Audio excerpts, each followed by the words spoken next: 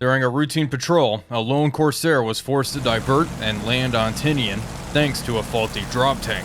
The situation has now been resolved by ground crew, and the F4U Corsair is ready for action once more. The Japanese have been seriously beaten back. Recent flyovers over northern Saipan have spotted multiple Zeros being wheeled out of the brush and undergoing preparations for takeoff. The lone Corsair is to take to the skies and obliterate these aircraft and whatever else is in the area. Once ordnance has been expended, the Corsair is to head back to USS Bunker Hill and land.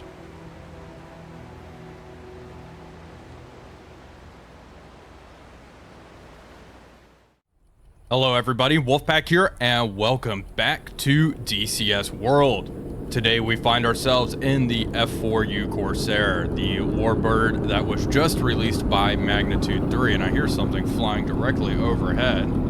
Let's take a look. We are on the brand new Mariana's map, and there she is, Corsair flying out there. We currently find ourselves on Tinian. We are going to go strike some targets on Saipan. First things first though, we need to get this aircraft started, and to do that we are going to start near our left knee. We're going to switch our fuel tank over to our main tank. Our magnetos are back here in this left hand corner, definitely in a hard to get spot, and that is one thing that is pretty consistent with the Corsair. It is probably one of the least ergonomic American warbirds I've had the pleasure of flying in a sim. Anyway, we have our magnetos switched over, both 1 and 2. We are going to flip the battery on. Cockpit lights, we will flip those on just to ensure the battery is indeed working. We have our fuel pump, flip that on. You will hear it whirring in the background. Our engine starter is right here under this red switch. We are going to flip that up. We need to make sure our throttle is cracked. Our mixture needs to be in the cutoff position. There we go, that's good, perfect. Now we are going to hit this primer switch and hold it down for 5 to 15 seconds. And we'll hear that whirring in the background as well. I think that is probably good. Release that and press and hold the starter. She is starting up, there we go. RPM's coming up, make sure pedals are down. You can walk that back a bit. Increase mix. Auto lean, release the starter. Okay, we are good. Our radiators need to be opened as well. Let's open up the cowlings for a bit.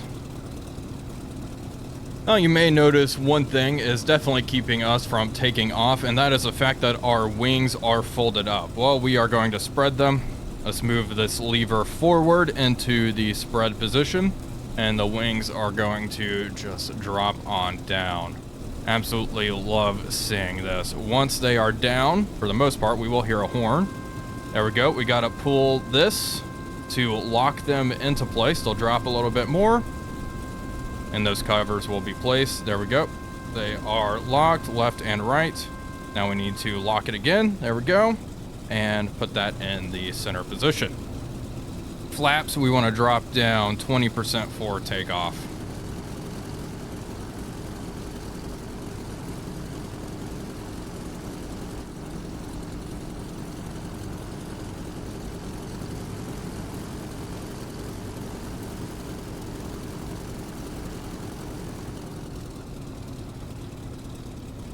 We have taxied out. There's a couple of things we need to do. First thing, we need to uncage our artificial horizon and also close the canopy. We've dropped our flaps down to 20%. We should be good and ready to go. Let's begin throttling up. Nice and easy. And release the brakes. Away we go. Give it some right rudder. That engine is creating a lot of torque. Okay, and we are rolling. The cool thing about the Corsair is it really wants to be in the air. It'll just lift off the ground. As we keep on rolling, airspeed's 80, 90 knots now. Okay. Wheels are up, gear up. I see our landing gear indicators on the bottom left there. Perfect. All 3 wheels are up. Bring flaps up. And start trimming the aircraft out. We are going to turn north and head towards the target area here. We can start bringing the power back a little bit. We are going about 110 knots. Let's bring it down 2,500 RPM manifold pressure. We'll bring that down 45 some odd inches. We are climbing up, passing this convoy right underneath us. Hello, and those 2 carriers out there, that is where we are going to attempt, keyword there is attempt, to land. So that should be rather exciting. The goal now is just to try to trim this aircraft out. It is rather twitchy, as one thing I have noticed. So I'm just trying to be really easy on the controls at this point. And here, we're already at Saipan. This whole new World War II map is brand new. It released alongside the Corsair, along with the Essex class carriers out there, and a handful of Japanese assets. I am going to want to come left a little bit. Our heading is 030 now. Not huge on that. We'll just fly north. And once we get a little bit closer to the target area, I will go over setting up all of our weapons. But I am quite a fan of the module. It's a lot of fun, and I'm excited for more assets to become available to really flesh out the Pacific theater. I'm also excited for creators like Reflected to make some highly detailed and realistic missions for us all to play in. But flying out here in the Marianas in a warbird, it certainly is a nice change of pace. One cool thing I can't wait to really utilize is the plotting board here. And just slides in and out right there. These pilots certainly had a lot to keep track of, flying over nothing but ocean. Okay, our cylinder temps are real hot. Open up our cowlings, they'll start dropping quickly. Get a lot of air. We'll also increase our mixture. Introduce some more cool fuel, and that ought to help as well. Everything else looks relatively okay, and we can see temperatures are coming down quickly. Good. Don't want to immediately burn out our engine here.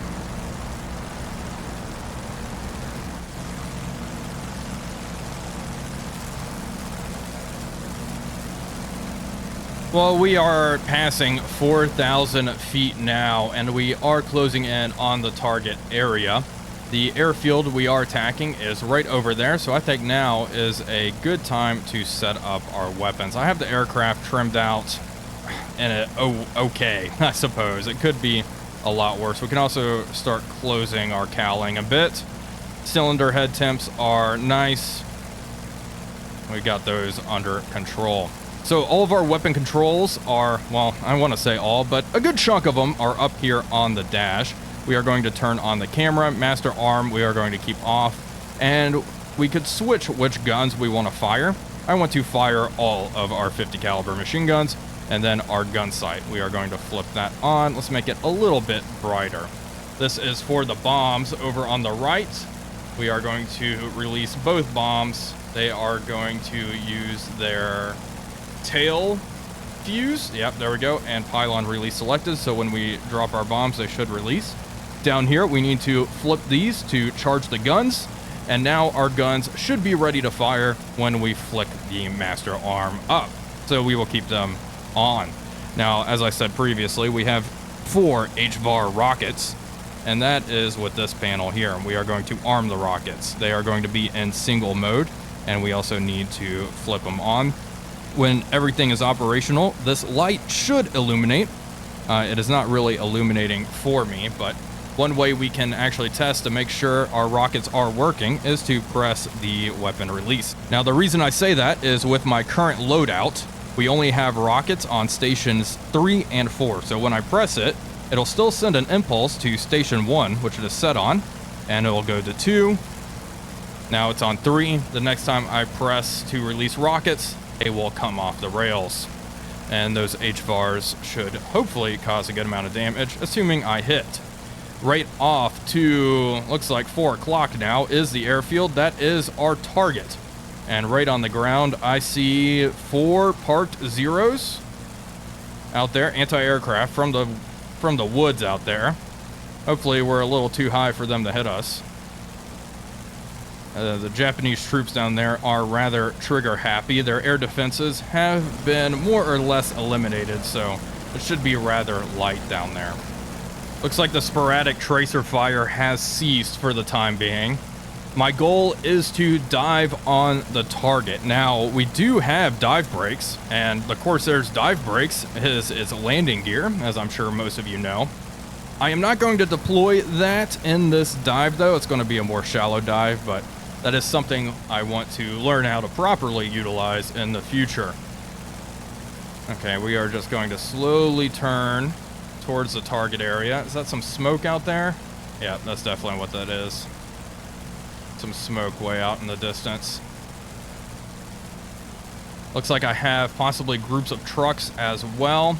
And that anti-aircraft battery was on that far northern tip. Should give us plenty of room to hopefully engage without getting shot up too badly.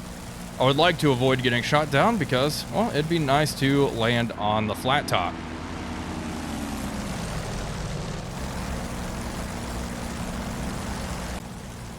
We're continuing to come around here, and I'm trying to set ourselves up for a proper bombing run. Taking a look at the airfield, I mostly see those parked aircraft. I may see some trucks down there as well. We have to remember that one anti-aircraft emplacement is at that northern end, and it looks like we have a second one. They just squeezed off a couple of rounds here. Oh, let's kick it on over and get ready to push over. Bombs will be first. Okay, this looks good. Wait for the target to be right underneath the nose. We'll keep this altitude up, hopefully. Their guns are inaccurate. I think we're good to push over now. Let's do it. Here we go. Oh, steep angle. There's the planes. Bomb release.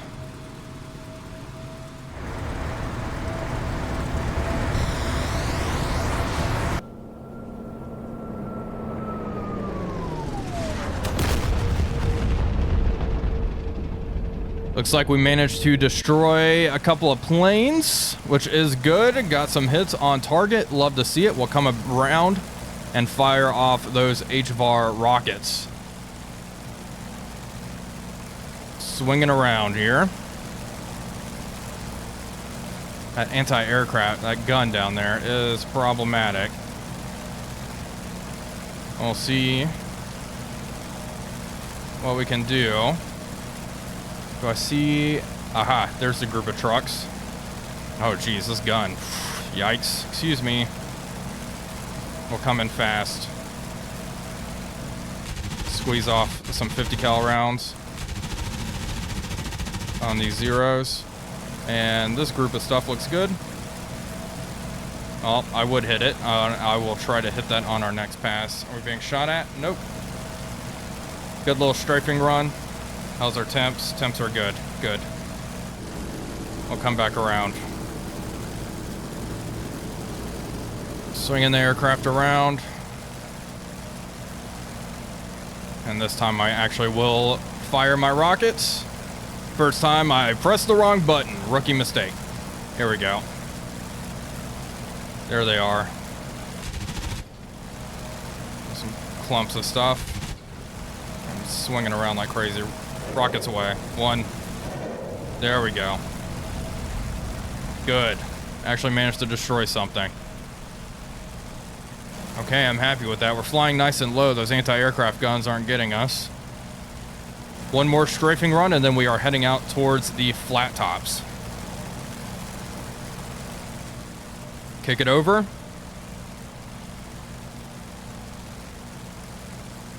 Those were some pretty good hits.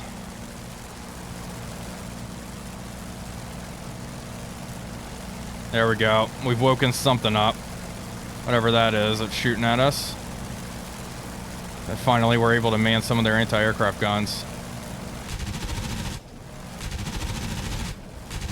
Engage these planes. Engage whatever the heck this is. There we go. I think the tanks are shooting at us, and we are out of here. Now, for the really hard part. Landing on the flat top. They're out there. I already see them. Off to 1 o'clock. That is where we are heading.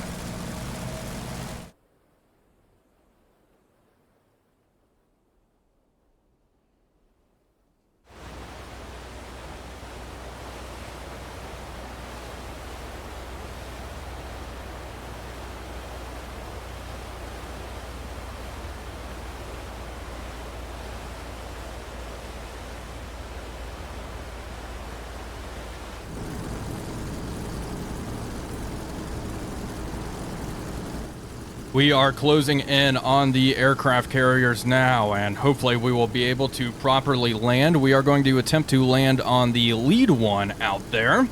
I was practicing my landings with Casmo earlier, who has a pretty good tutorial out on how to land on the aircraft carriers, and he taught me some pretty good tricks.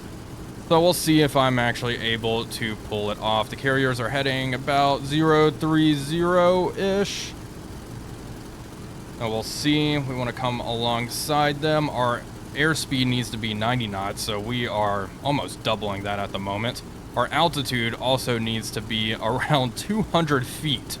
So the approach is incredibly intimidating for this, but hopefully we'll make it happen.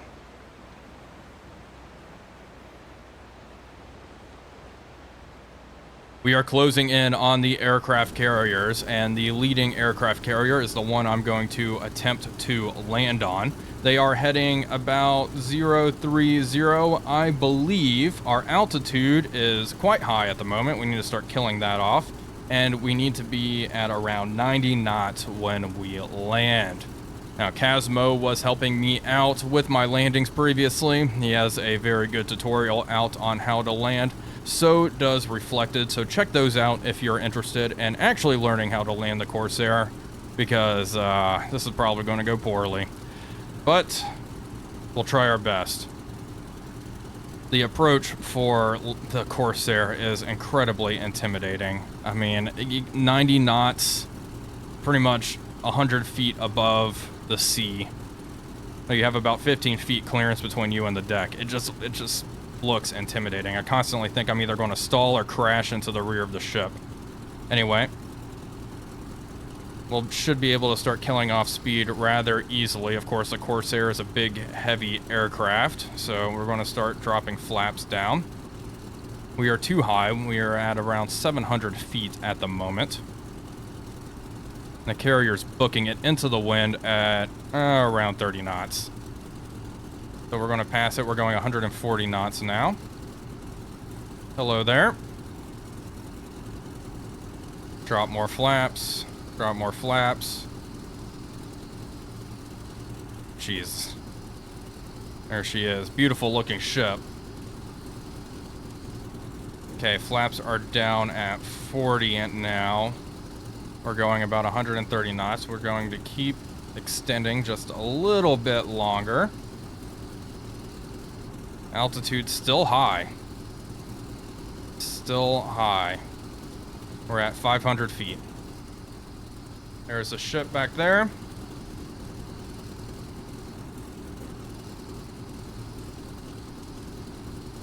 Okay, let's start our turn. Easy left-hand bank. Try to avoid coming up too much. I already popped up about 100 feet. Gear down. Start dropping it. There we go. Gear's coming down. Good. Speed 110. Altitude 500. Gears down. Tail hook down. Make sure that's down. That's very important. Okay, looking good. 400 feet. Still high. Ship's at the 10 o'clock position. Let's begin our turn. .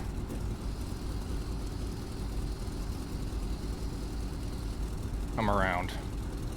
I'm gonna make sure, I'm gonna hit that tail hook button again, make sure that thing is down. Airspeed's a little slow. 90 knots. That's exactly where we want to be at, but I don't want to stall out before we get there. Altitude, we have altitude to play with. Altitude to give up. 200 feet. Okay. And one thing I have trouble with is being sure to yank back on the stick as we cross the deck. Make sure that tail hook catches. Nice and easy. Okay. There we go. Look, see, it just looks so low, but that's actually okay. Cut the throttle. Okay, and there we go. We caught it. Awesome. We've landed. Okay, make sure the brakes are pressed down. We are going to raise the tail hook, and we'll taxi up to the front of the vessel. Well, folks, there you have it. That is going to do it for today's video. I do hope you all enjoyed it. If you did, please be sure to leave a like and comment, as it really does help out the channel. But until next time, this is Wolfpack345 signing off, and I'll see you all on the next one.